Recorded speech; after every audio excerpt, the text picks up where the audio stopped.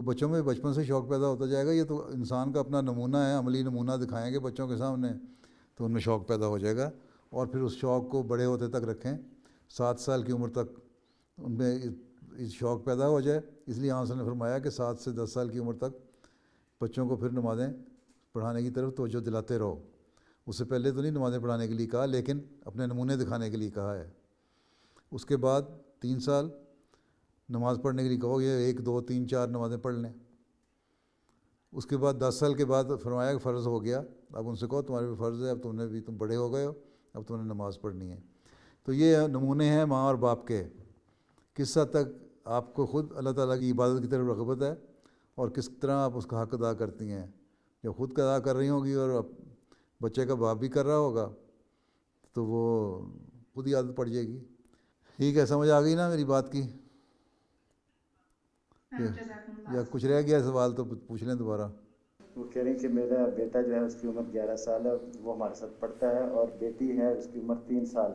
تو وہ حجاب وغیرہ بھی پہنتی ہے, لیکن کبھی وہ وضو وغیرہ کا اہتمام نہیں کرتی, ویسے کھڑی ہو جاتی ہے. تو میں بیٹے کو اس کہتی کے ہوں لیے کہ اس کوئی کے لیے بات نہیں, ہاں, کہتی میں بیٹے کو کہتی ہوں کہ کوئی بات نہیں اسے پڑھنے دو, لیکن وہ کہتا ہے کہ آپ اس کو اجازت دیتی ہیں, مجھے نہیں اجازت دیتی کہ میں. اس کو کہتے ہیں کہ تمہاری جو بیٹی ہے وہ تو ابھی اس پہ فرض ہی نہیں ہوئی نمازیں, وہ اگر آ کے شوق سے شامل ہو رہی ہے تو اس کو شوق سے شامل ہونے دو. اس پہ ہم نے ابھی اس عمر کی سختی نہیں کرنی. اسلام دین یسر ہے, تنگی نہیں دیتا. تو لیکن تم کیونکہ 11 سال کے ہو گئے ہو, تمہارے پہ جو بھی قوانین ہیں, جو بھی پروٹوکول ہے نماز ادا کرنے کے لیے, اس کے لوازمات ہیں, اس سے پہلے کیا کرنا ہے, وضو کرنا ہے, اور پھر نماز کے لیے کس طرح کھڑا ہونا ہے, تم پہ کیونکہ فرض ہو چکا ہے. اس لیے تمہیں ہم کہتے ہیں کہ تم یہ کرو. بیٹی پہ فرض نہیں ہوا. جب وہ 11 سال کی ہوگی یا 7 سال کی ہوگی, 10 سال کی ہوگی, تو ہم اس کو بھی کہیں گے. 7 سال کی عمر اس کو عادت ڈالنا شروع کریں گے, اور 10 سال کی جب انشاءاللہ ہوگی تو اس کو بھی ہم کہیں گے تمہاری طرح ہی فکر نہ کرو. تو یہ نہیں کہ اس سے کوئی امتیازی سلوک ہو رہا ہے. وہ بچپن میں تمہیں بھی نہیں ہم کہتے تھے اور اس کو بھی نہیں کہتے. جب یہ تمہاری عمر کی آئے گی تو اس کو بھی ہم کہیں گے. اس طرح بتا دیں, پیار سے بتا دیں بچے کو. ٹھیک ہے.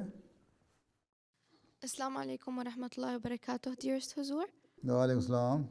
سؤالي هو: ما هي أهم الصفات التي يجب على زوجة المربي أن تتحلى بها؟ جزاكم الله. کہتی ہیں کہ مربی کی بیوی کو کون کون سی خوبیاں اس میں ہونی چاہیے. مربی کی بیوی میں پہلی بات ہے, مربی کی بیوی کو سمجھنا چاہیے کہ وہ بھی مربی ہے, اور اس سے پہلے مربی کو خود سمجھنا چاہیے کہ وہ مربی ہے. اور مربی کا مطلب وہ ہوتا ہے کہ تربیت کرنے والا. ٹھیک ہے. اور تربیت وہی اچھا اس طرح کر سکتا ہے جس کی خود تربیت اچھی ہوئی ہو, جو اپنے نمونے نیک قائم کرنے والا ہو. جب مربی نیک نمونے قائم کرے گا تو اس کی بیوی بھی اس کے نمونے پہ چلے گی اور نیک نمونہ قائم کرنے کی کوشش کرے گی. اور جب نیک نمونہ قائم کرنے کی کوشش کرے گی تو پھر اس کا کام یہ ہوگا کہ عورتوں میں اپنے اس نیک نمونے کی وجہ سے ان کی تربیت کے لیے اہم کردار ادا کرے.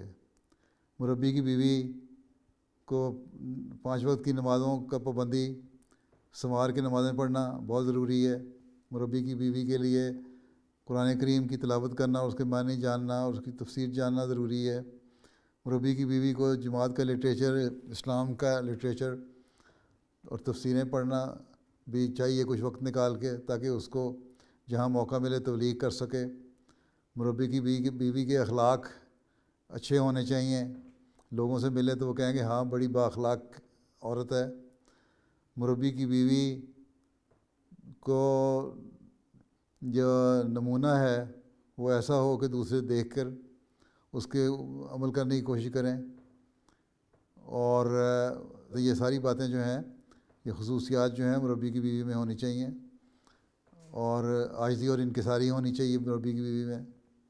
یہ نہیں کہ مربی کی بیوی ہوں تو میں کوئی چیز ہوں, بلکہ عاجزی سے ہر کام کرنے والی ہو, تو پھر وہ بہترین بیوی ہے. ٹھیک ہے. جزاك الله حضور. ٹھیک ہے.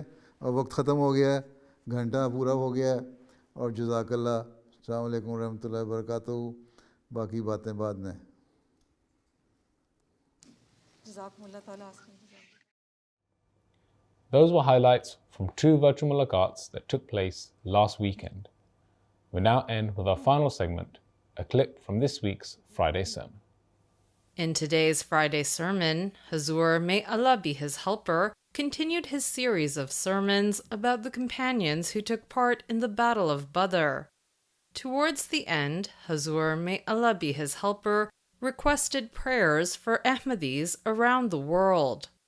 آج میں افغانستان کے احمدیوں کے لیے دعا کے لیے بھی کہنا چاہتا ہوں. بہت تکلیف میں گزر رہے ہیں, بعض گرفتاریاں بھی ہوئی ہیں, عورتیں بچے بڑے پریشان ہیں گھروں میں اپنے, جو باہر ہیں مرد جو گرفتار نہیں ہوئے وہ بھی بے گھر ہوئے ہیں کیونکہ خطرہ ہے کہ گرفتاریاں نہ ہو جائیں. اللہ تعالیٰ ان کے لیے آسانیاں پیدا فرمائے اور ان کو اس مشکل سے نکالے. پھر پاکستان کے احمدیوں کے لیے بھی دعا کریں. وہاں بھی عمومی طور پر حالات خراب ہی ہوتے ہیں, کہیں نہ کہیں کوئی نہ کوئی واقعہ ہو جاتا ہے جو لوگ احمدیوں کو تکلیفیں دے رہے ہیں. اسی طرح مجموعی طور پر بھی دعا کریں اللہ تعالیٰ دنیا کو حضرت مسیح موعود علیہ الصلوۃ والسلام کو پہچاننے کی توفیق عطا فرمائے اور ہر شر کو ختم کرے اور دنیا اپنے پیدا کرنے والے کی حقیقت کو پہچان لے.